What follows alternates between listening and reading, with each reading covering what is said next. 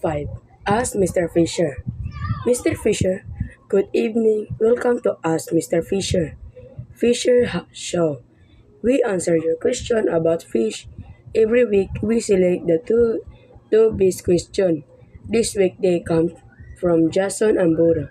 Now, let's read this question and explore the world of fish. Jason. Mr. Fisher, actually flying fish don't really fly like birds. They jump out of the water to escape from the bigger sea creatures. They can usually glide more than 50 meters in the air. Some flying fish can glide much farther than other flying fish. Surprisingly, they can glide about 400 meters. Bora. Mr. Fisher, the seahorse is the slower fish. It's look different from other fish. It's look like a horse, but it's a much slower than a horse. The seahorse. It's only travel about 1.5 meters per hour. Then how did you seahorse run away from danger? They don't run away. When they run travel, they just change the color. Other sea animal cannot find him. Mr. Fisher, congratulations, Justin and Bora. You win tickets to ride and submarine. That is for today. See you next week. 5. Ask Mr. Fisher. Mr. Fisher, good evening. Welcome to Ask Mr. Fisher. Show. We answer your question about fish. Every week we select the two best question. This week they come from Jason and Bora. Now, let's read this question and explore the world of fish. Jason. Mr. Fisher, actually flying fish don't really fly like birds. They jump out of the water to escape from the bigger sea creatures. They can usually glide more than 50 meters in the air. Some flying fish can glide much farther than other flying fish. Surprisingly, they can glide about 400 meters. Bora. Mr. Fisher, the seahorse is the slower fish. It's look different from other fish. It's look like a horse, but it's a much slower than a horse. The seahorse. It's only travel about 1.5 meters per hour. Then how did you seahorse run away from danger? They don't run away. When they run travel, they just change the color. Other sea animal cannot find him.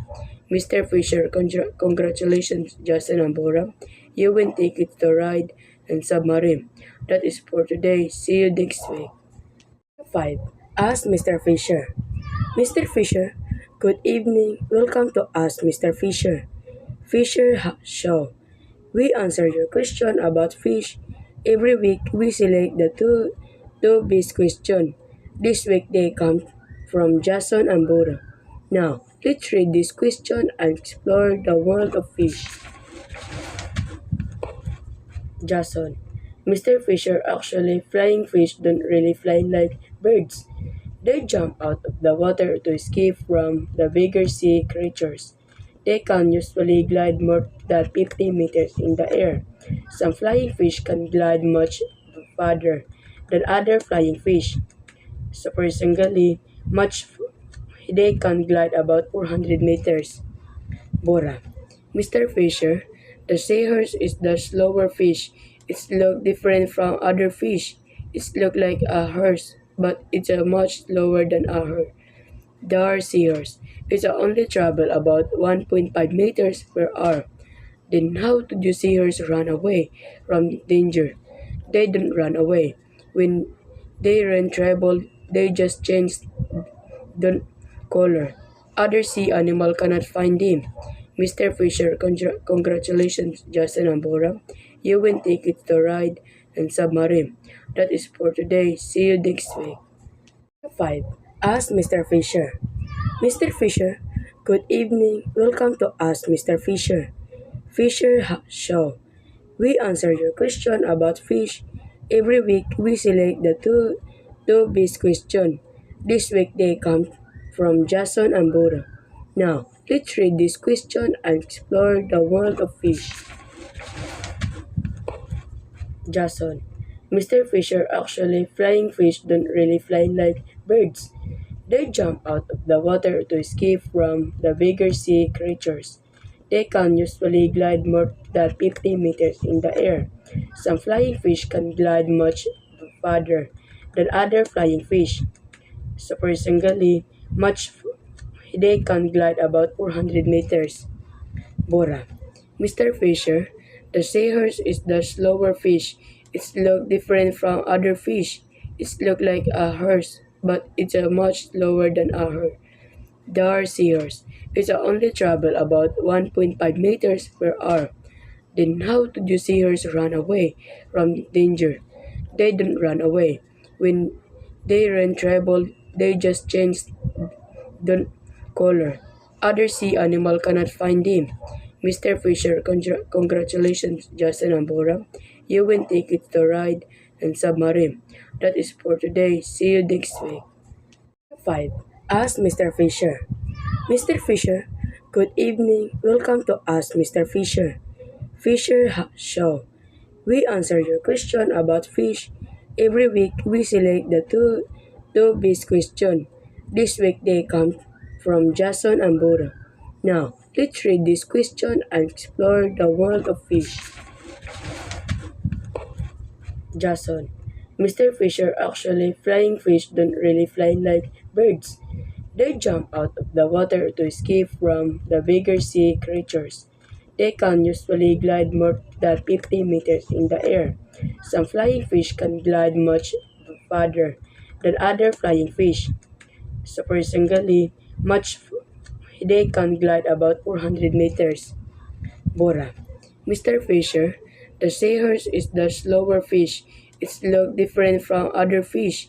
It's look like a horse, but it's a much slower than a horse. The seahorse. It's only travel about 1.5 meters per hour. Then how did you seahorse run away from danger? They don't run away. When they run travel, they just change the color. Other sea animal cannot find him. Mr. Fisher, congratulations, Justin and Bora. You win tickets to ride and submarine. That is for today. See you next week. 5. Ask Mr. Fisher. Mr. Fisher, good evening. Welcome to Ask Mr. Fisher. Show. We answer your question about fish.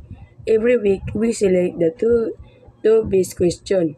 This week they come from Jason and Bora. Now, let's read this question and explore the world of fish. Jason. Mr. Fisher, actually, flying fish don't really fly like birds. They jump out of the water to escape from the bigger sea creatures. They can usually glide more than 50 meters in the air. Some flying fish can glide much farther than other flying fish. Surprisingly, they can glide about 400 meters. Bora. Mr. Fisher, the seahorse is the slower fish. It's look different from other fish. It's look like a horse, but it's a much slower than a horse. The seahorse. It's only travel about 1.5 meters per hour. Then how did you seahorse run away from danger? They don't run away. When they run travel, they just change the color. Other sea animal cannot find him. Mr. Fisher, congratulations, Justin and Bora. You win tickets to ride and submarine. That is for today. See you next week. 5. Ask Mr. Fisher. Mr. Fisher, good evening. Welcome to Ask Mr. Fisher. Show. We answer your question about fish. Every week we select the two best questions. This week they come from Jason and Bora. Now, let's read this question and explore the world of fish. Jason. Mr. Fisher, actually, flying fish don't really fly like birds. They jump out of the water to escape from the bigger sea creatures. They can usually glide more than 50 meters in the air. Some flying fish can glide much farther than other flying fish. Surprisingly, they can glide about 400 meters. Bora. Mr. Fisher, The seahorse is the slower fish. It's look different from other fish. It's look like a horse, but it's a much slower than a horse. The seahorse. It's only travel about 1.5 meters per hour. Then how did you seahorse run away from danger? They don't run away. When they run travel, they just change the color. Other sea animal cannot find him. Mr. Fisher, congratulations, Justin and Bora. You win tickets to ride and submarine. That is for today. See you next week.